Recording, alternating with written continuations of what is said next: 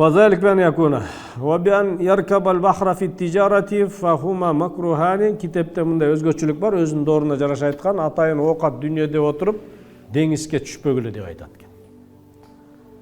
Деңизге түшкөн адам чөгүп кетиши мүмкүн, ал учурда эми условиялар кыйын болгон, чөгүп кайтып келбей калышы мүмкүн. Дүнүйө үчүн деңизге түшкөн макрух, жакшы эмес дешчи.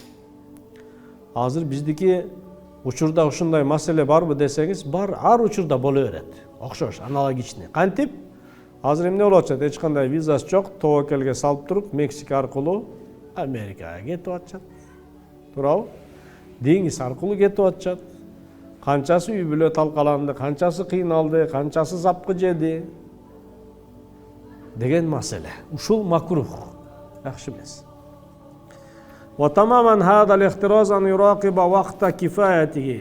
Кыскасы өзүңө жетиштүүнү кара дейт. Мурунда айтканбыз сабактан, жетиштүү өмүрүңө жете тургандай оокатың болуп турса, дагы иштеп акыретти жоготуп албай эми деген маселе болуп атат.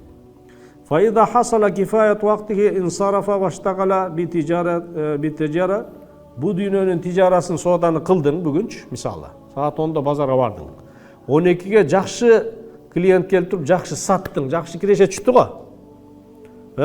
Мисалы, бүгүнкүнгө жетет. Бир жумаңа жетет. Бир айыңа жетет. Болду эми. Акырет соодасына кете бер дейт. Бүгүнкү ишиң бүттү дейт сен дейт. Жок да биздики каяктан. Кичине соода берип коебуз акыретке.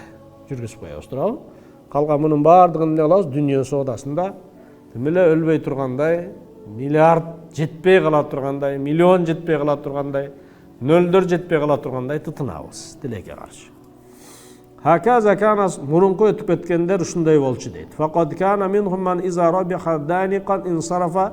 Алардын кээ-бирлери ошо күнүмдүк тамагы соодасы түшөрү менен жыйыштырып туруп кетчи дейт. Болду эми мен акыретке иштейин деп.